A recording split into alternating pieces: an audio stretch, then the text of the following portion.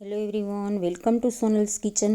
આજે બનાવીશું ગાજરનો હલવો. આ હલવામાં આપણે માવાનો ઉપયોગ નથી કરવાના, તો ચાલો રેસીપી જોઈ લઈએ. આ હલવો આપણે ફરાળમાં પણ ખાઈ શકીએ છીએ. અહીંયા મેં 500 ગ્રામ ગાજર લીધા છે. ગાજરને આ રીતે ઉપરથી અને નીચેથી પહેલાં કટ કરી લઈશું અને પછી ગાજરની છાલ ઉતારી લઈશું.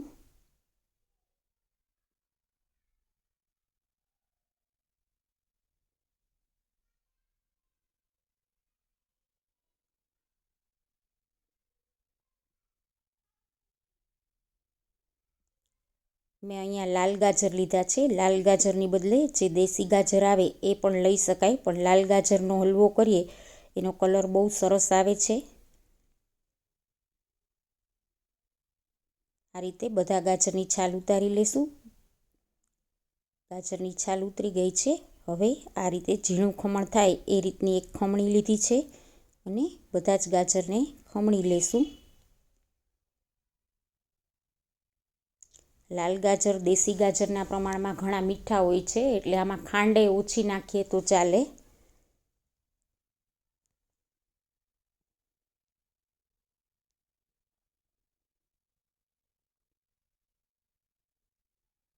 આ રીતે બધા ગાજર ખમણી લેશું. ગાજર બધા ખમણાઈ ગયા છે. હવે એક કડાઈ લઈ એમાં ઘી ગરમ મૂકી દઈશું. 2 ચમચી જેટલું ઘી મૂકશું.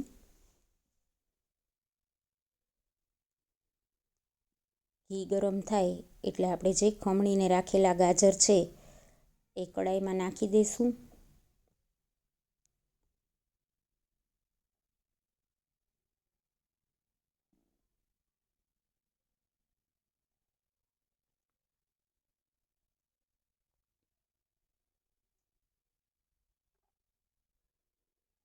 હવે આ રીતે સતત હલાવતા રહી અને ઘીમાં ગાજરને સોતળી લેશું. ગેસની ફ્લેમ છે એ મીડિયમ રાખશું.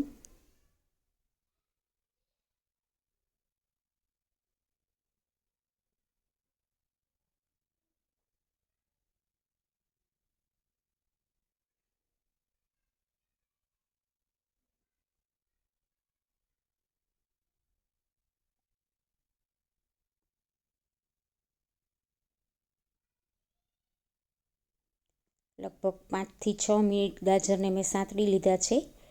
આમાં ગાજરનો કલર પણ થોડો ચેન્જ થઈ ગયો છે અને ગાજરમાં જે પાણીનો ભાગ હોય એ પણ ઓછો થઈ ગયો છે. હવે એમાં અડધી વાટકી દૂધ નાખી દઈશું, એટલે ગાજર જે છે એ સરસ રીતે બફાઈ જાય. અને 1 થી 1.5 ચમચી જેટલી દૂધની તાજી મલાઈ હોય એ નાખી દઈશું.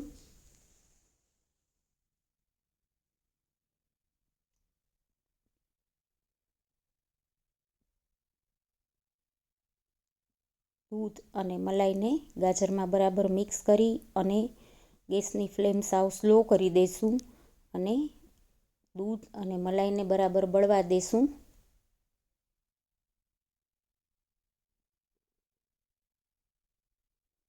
આ રીતે વચ્ચે વચ્ચે હલાવતા રહીશું.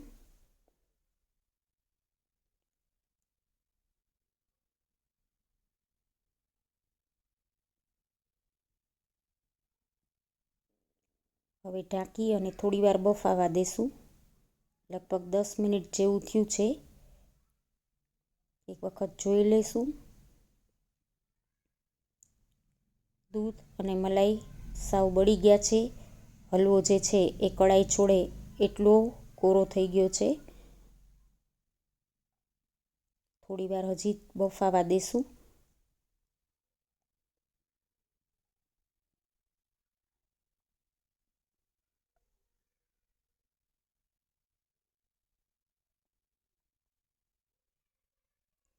આ રીતે હાથમાં લઈ અને જોવાનું, ગાજર સરસ બફાઈ ગયા છે. આટલી વાર સુધી કૂક કરવાનું છે. લગભગ 15 થી 17 મિનિટ જેવું થયું છે. હવે એમાં અડધી વાટકી ખાંડ નાખી દઈશું. બરાબર મિક્સ કરી લઈશું. ખાંડની ચાસણી થઈ જાય, ખાંડનું જે છે એ પાણી થશે, એટલે કે ચાસણી થાય એને બરાબર હલાવી અને થોડીવાર કૂક થવા દઈશું. ફરી ઢાંકી દઈશું. અને 2 થી 3 મિનિટ માટે કૂક થવા દેશું. ચાસણી સરસ થઈ ગઈ છે.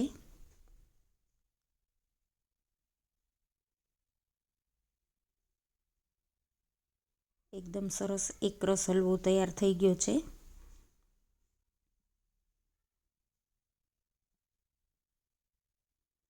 કઢાઈ છોડે ત્યાં સુધી આ રીતે આપણે હલાવતા રહીશું. હવે એમાં ચપટી એલચી પાવડર નાખી દઈશું. 4 થી 5 બદામ અને 4 થી 5 કાજુના આ રીતે ઝીણા ટુકડા કરીને લીધા છે એ નાખી દઈશું.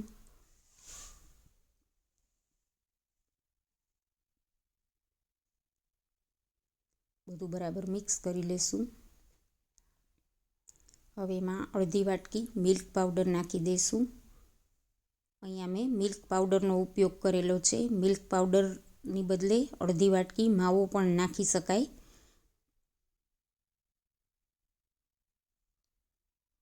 ગાજરના હલવામાં ટોપરાનું ખમણ ભાવતું હોય તો એ પણ અડધી વાટકી નાખી શકાય.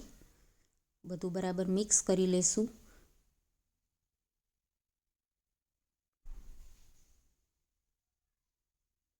ગેસ બંધ કરી અને 5 થી 10 મિનિટ ઠરવા દેશું. 5-10 મિનિટ પછી આ રીતે મેં એક નાની ચોકી લીધી છે. એમાં ઘી લગાડી લીધું છે અને એમાં હલવો કાઢી લેશું. બરાબર પ્રેસ કરી અને એને હલવાને પાથરી દેશું.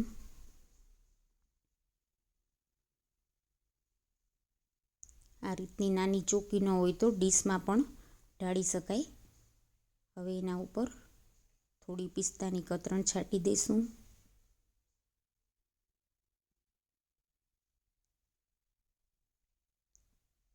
અને આ હલવાને હવે અડધી કલાક માટે રેસ્ટ આપી દઈશું.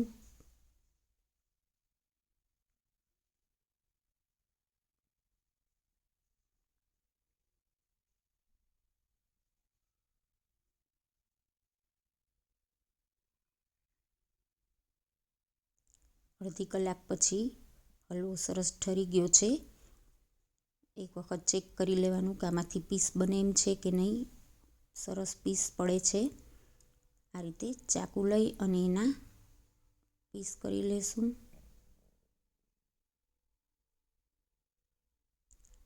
આ હલવો એક વખત બનાવી અને ફ્રીજમાં સ્ટોર કરી શકાય છે.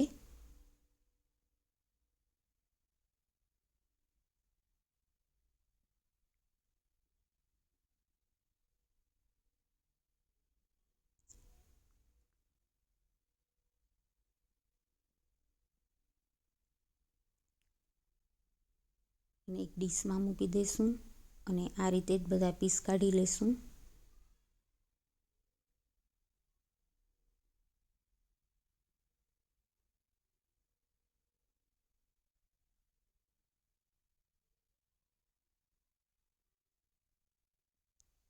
તૈયાર છે ગાજરનો હલવો. જરૂરથી ટ્રાય કરજો. જો તમને આ રેસીપી સારી લાગે તો લાઈક કરજો, શેર કરજો અને સબસ્ક્રાઈબ કરવાનું ભૂલતા નહીં.